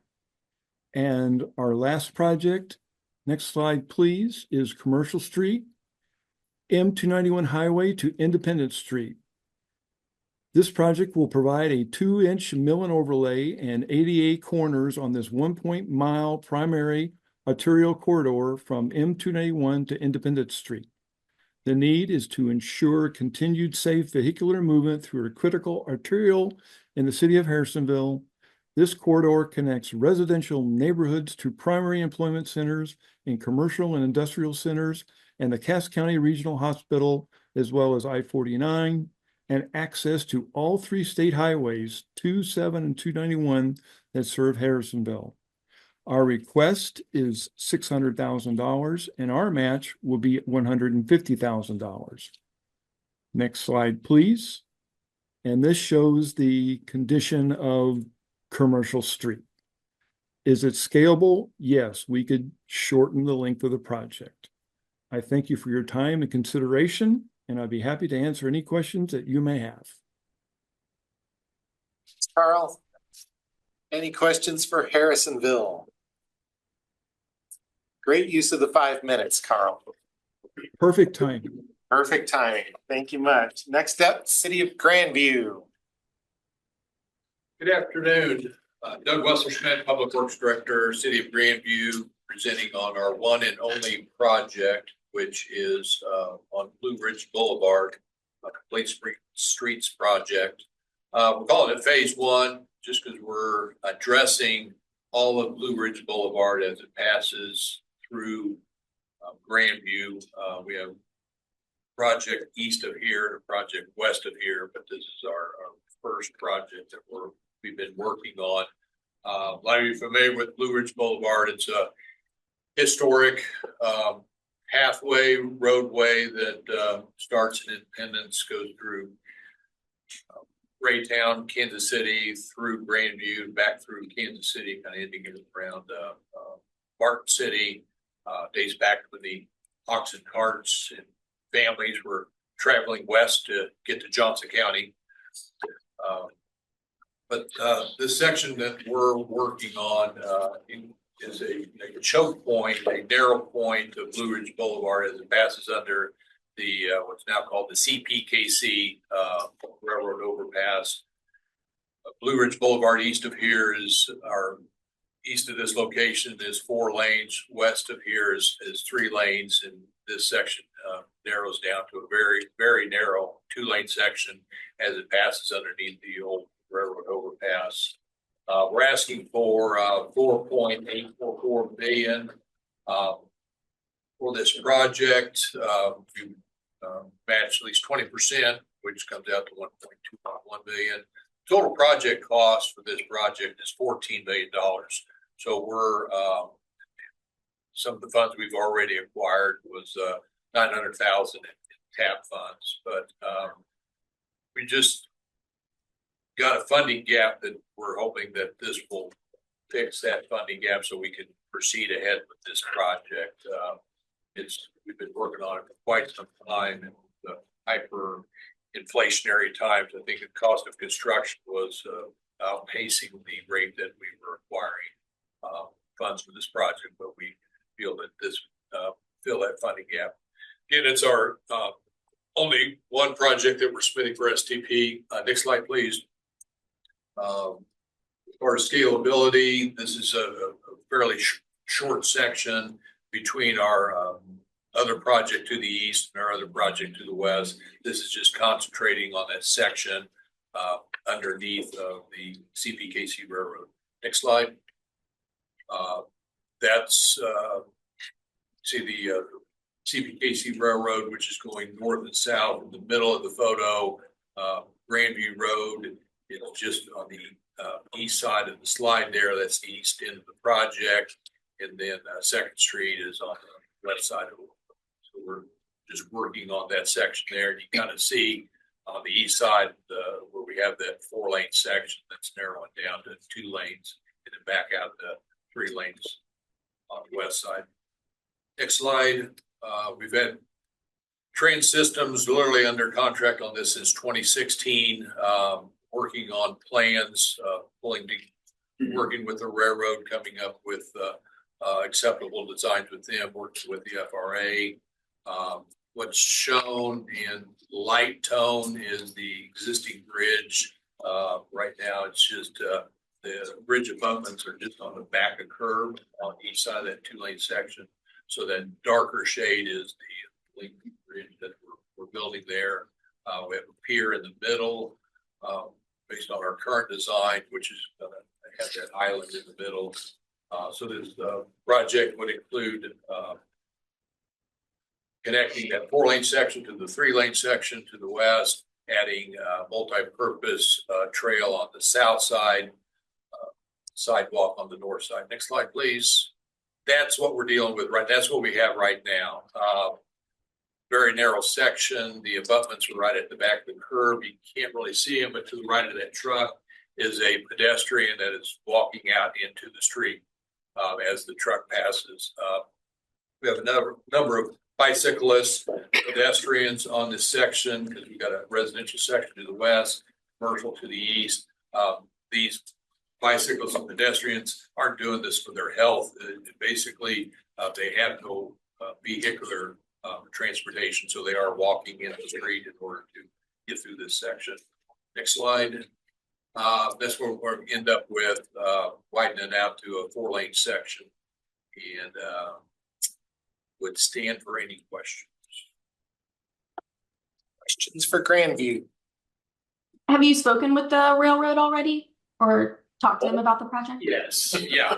We're matter of fact, we've got fill some of that funding gap. There is some funding from the FRA. They're actually threatening to take that funding away if we're not able to proceed forward with this project. So we're at a very critical stage in this project, getting the funding gap filled. So, and we got a little bit of, I'd say a little bit of some CPKC money in it, but we're still need this 4.8 to fix that funding gap and get this thing built. Thank you, Doug. All right, next up will be the city of Green Valley. This is Dick Tuttle, city engineer for Green Valley, and I'll be presenting these projects. The first priority project is Eagles Parkway Improvements Phase A. The primary portion of this project is intersection improvements at Kirby Road and the high school entrance by putting left-hand turn lanes in all 4 branches and a right-hand turn lane eastbound into the high school. It includes also upgrading the roadway with ADA ramps, a new sidewalk, and underground drainage is necessary, curb and gutter that's missing. The project runs from Buckner-Tarsney Road all the way to Cross Creek Drive. The main purpose of this is to improve intersection safety for the school buses, the young drivers from the high school, and pedestrians by adding the additional sidewalk and to ease the traffic congestion that we get at the intersection. We have a tremendous backup at that intersection during morning rush, also when school lets out around 3, and for sporting events. Next slide, please.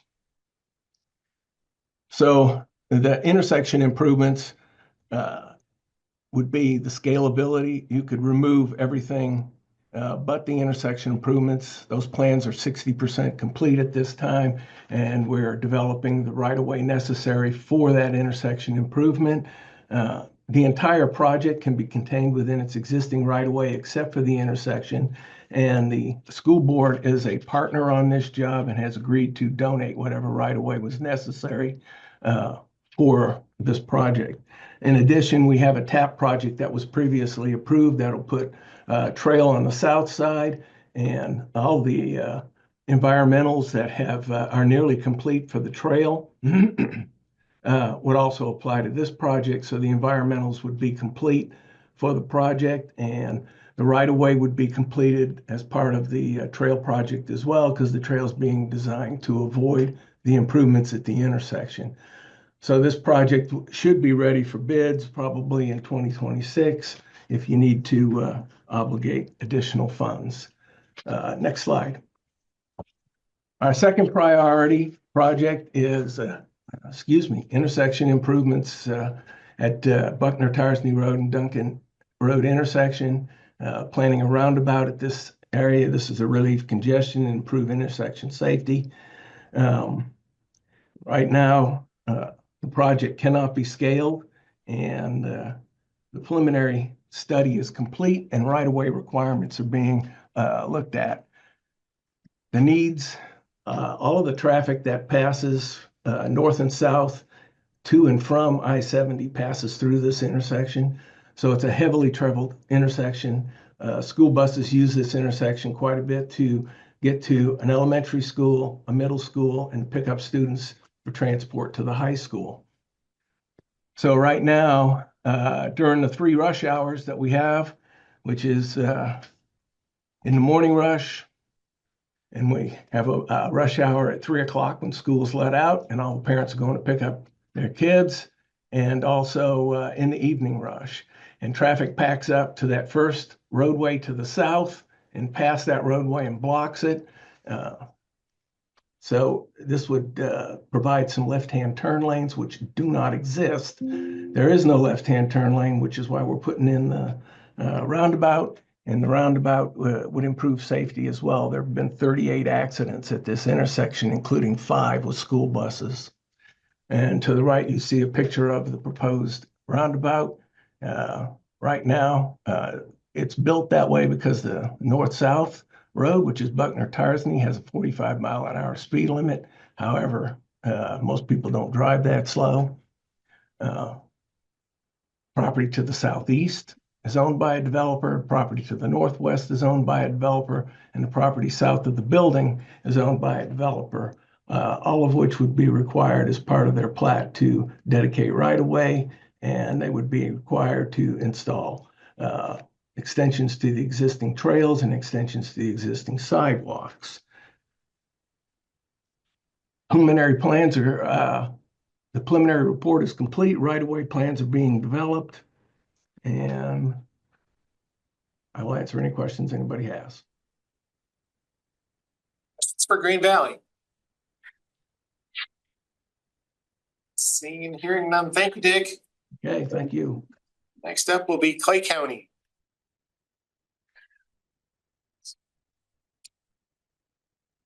John McDonald of Clay County, Missouri, here to present to you the Salem Road Bike Lane Stabilization Improvement Project. This project would improve approximately 1/4 mile of Salem Road, just north of Excelsior Springs in rural Clay County, Missouri. The existing condition here is a rural section it's located on a bluff. So on the west, you kind of have a rock bluff. On the east side, you have slopes that vary anywhere from 2-to-1 to 1-to-1 existing, which is resulting in stabilization issues of the roadway. So as part of this, it would include the stabilization of the roadway utilizing a natural vegetative soil wall. This route was also recently designated part of National Bike Route 51. So there is a potential or an anticipated potential for increased bike traffic along the corridor. So addition of the bike lanes through this would allow a safer corridor for anticipated traffic in this area. Additionally, with it being just north of downtown Excelsior Springs, it provides an alternative method of transportation for the residents along Salem Road to travel into Excelsior Springs and back home. We are requesting $2.16 million with a match of $540,000 for a total project of $2.7 million. Plans at this point are in the conceptual phase. They have not advanced much further than that at this point. This is the only project before you by Clay County. Next slide, please. And as I mentioned, this is, just north of Excelsior Springs. When it comes to scalability, we can look at utilizing portions of the existing pavement that are determined to be stable, as well as potentially minimizing the total length of the project to meet the funding that is potentially. At that, I'll take any questions. Great. Questions for Clay County? Hearing none, thank you very much. Blue Springs, you are next. Okay, very good. Okay, great. So hi, Adam Hilgedick, City of Blue Springs, and we are applying for funding for two different projects, 7 highway sidewalks and Walnut Street. So 7 highway sidewalks project. This is the third phase of a 3-phase kind of overall program, and the south section is the one that we see in front of us now. The north section was completed in 2021.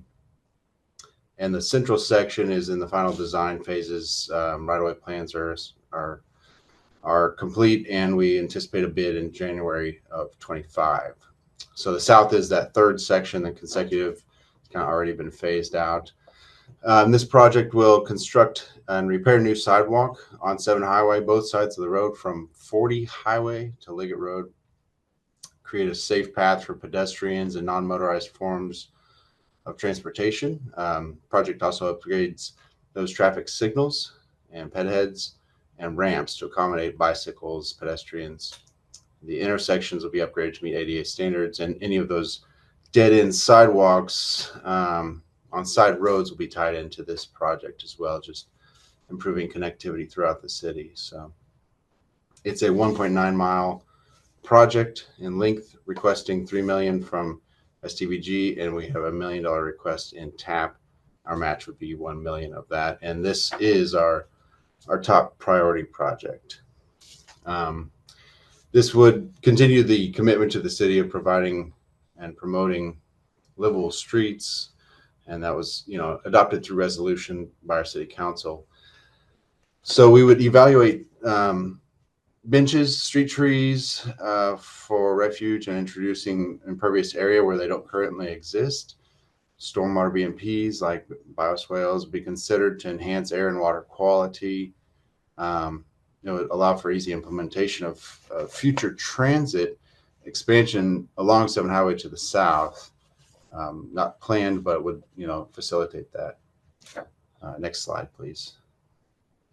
So some examples of kind of where we are right now, disconnected and no sidewalks. But so the construction of the pedestrian facilities along this corridor improve the safety of pedestrians who currently utilize the shoulder or the bike lanes to travel on 7 highway, which of course has posted speed limit of 45 miles an hour.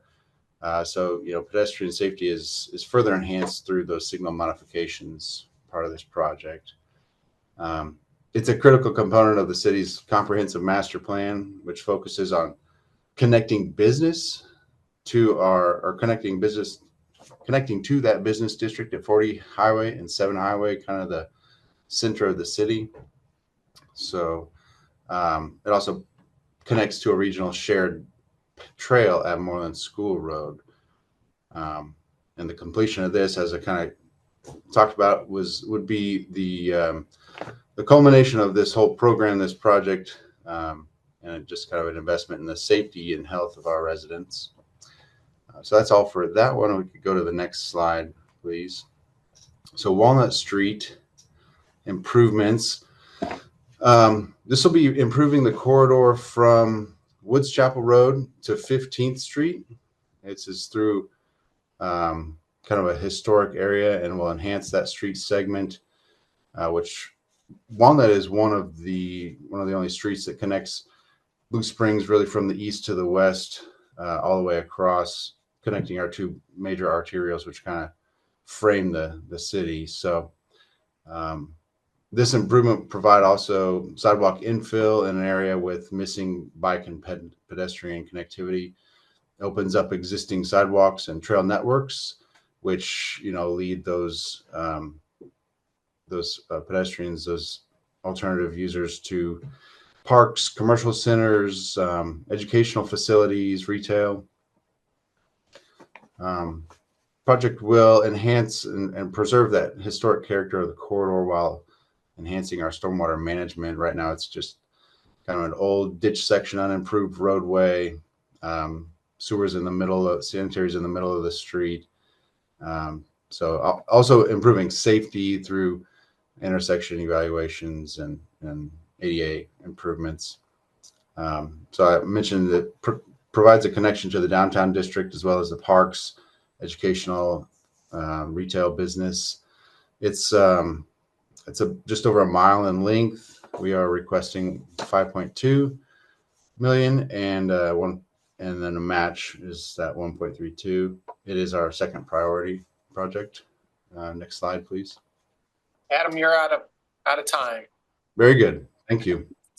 We'll leave that up on the screen here for a second so folks can see the location there for the Walnut Street project, and also no scalability on Walnut Street. So questions for Blue Springs?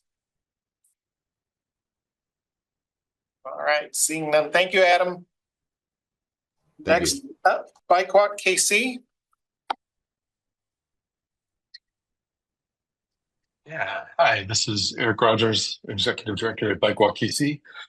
We have two projects.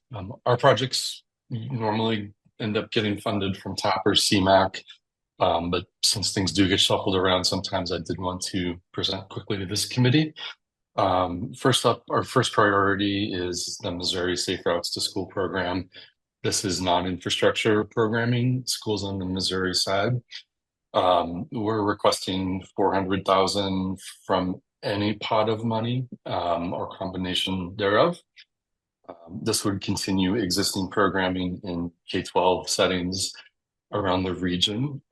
We prioritize schools that are Title I, which means they have high rates of free and reduced lunch, as well as schools in EJ tracts, the urban core, and many of the first-ring suburbs. This project is scalable just based on the number of schools and students served. We are excited. This fall school semester, we are going to reach our 50,000th student served around the region since the program began in 2012, and would be excited to continue it on in future years. Next slide. This is the bike share program that we operate in conjunction with KCATA and several municipalities around the region. This project would allow us to renew and expand the Missouri portion of the program. So that would mean bikes and batteries. The Missouri bike share fleet is entirely electric bikes. Currently, it is in Kansas City, Missouri, and North Kansas City. We are always open to other municipalities that want to talk about bringing bike share to their community. Again, we are requesting $480,000 from any of the programs or combination of, and this is also easily scalable just based on the number of bikes and hubs that ultimately get purchased and deployed. And with that, I'm happy to take any questions. Thank you, Eric. Questions for Bike Walk? All right. Thanks again, Eric. Thank you. And last but not least on the list, the city of Belton. I can tell you, I'm more happy to be first than last, but I'll gladly take it. So this is Markey Parkway Phase 2. As you guys know, over the last many years, we talked about Markey Parkway.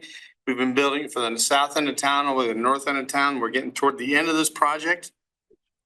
This is going from the project we just got funded and extending it a mile to the west. There's basically two sections of this project.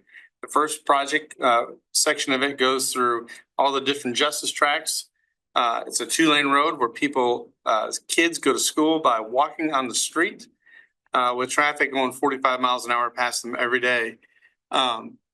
Part of the key to there is we're going to build a 10-foot trail on one side and a sidewalk on the other side so the kids can be on the sidewalk and not be in the street anymore.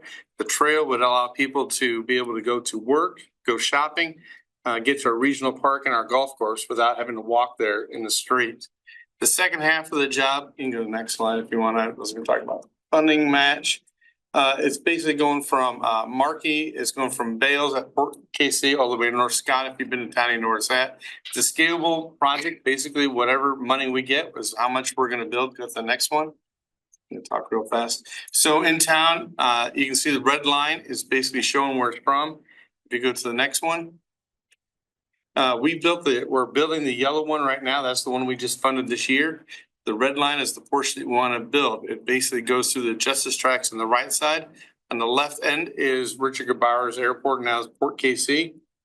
We're working with CBKC Railroad. If you're not familiar with what they're doing in town here, they're going to start increasing trains.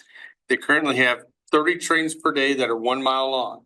They're going to 2 mile long trains next year. And they're going to go from 30 to 60 and then 60 to 90 trains. So if you understand how many miles of trains are going to be showing up in Belton and Port KC here very shortly, it's a significant number. They're going to be dual tracking all the way down into Mexico to do this. And so the port has bugged us constantly about when we can get this segment improved. And this is our chance to get it improved, to get in front of the trucks. And so there'll be a significant amount of freight coming in and out of the area through there in 155th Street. And so this helps us separate out those people who are walking in the street to being able to be on trails, to allowing truck and regular traffic to have some little separation in lanes in that area. This can become very critical as the railroad ramps up because they're going to continue adding more and more trains. And they basically end right here because north of here, you're very familiar with the rails that go across 63rd Street and that area where the rails are really high in the air. They're not going to be able to dual track there. So the trains basically end here.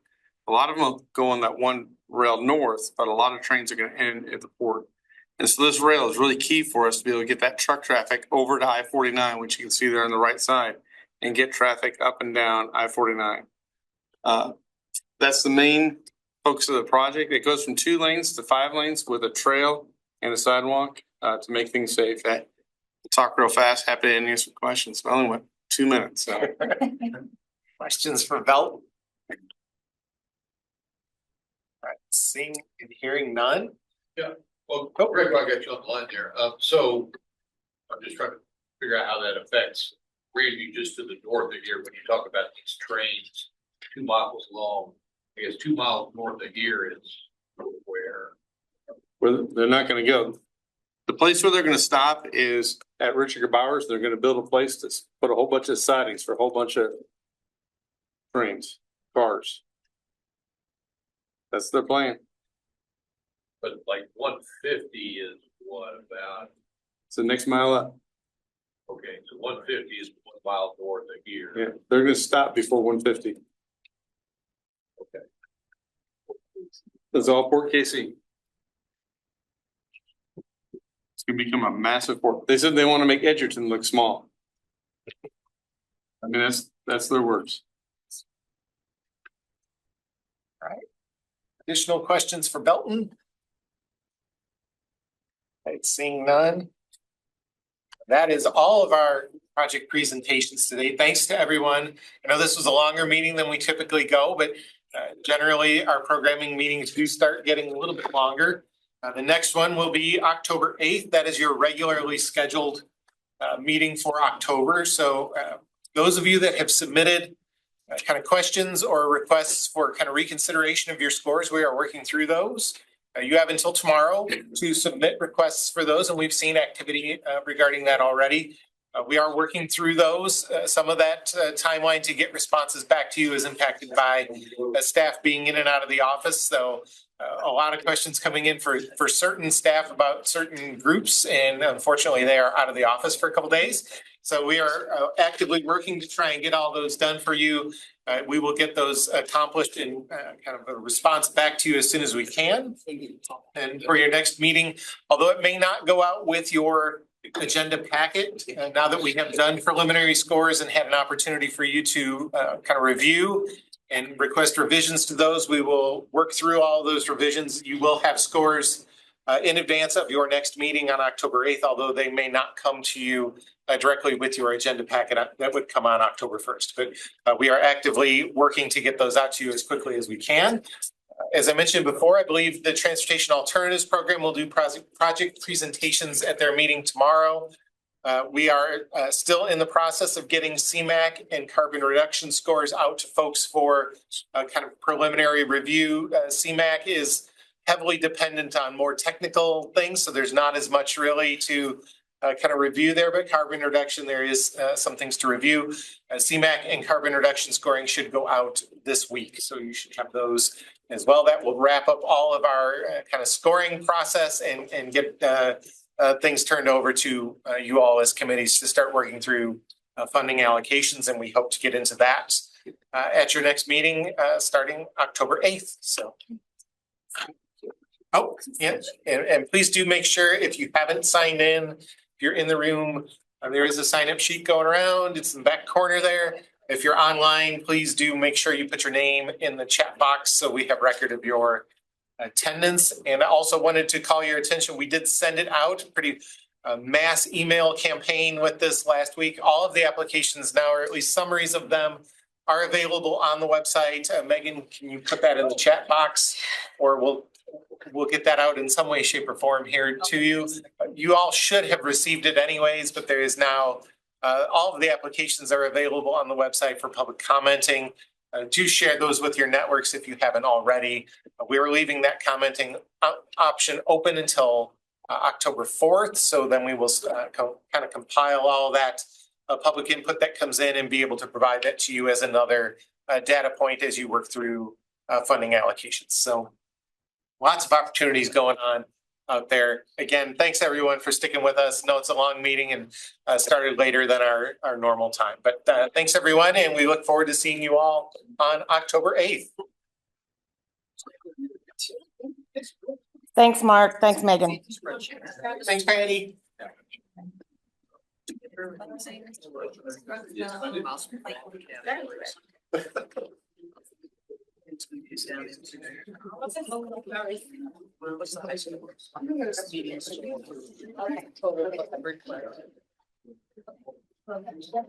you had to be switched now.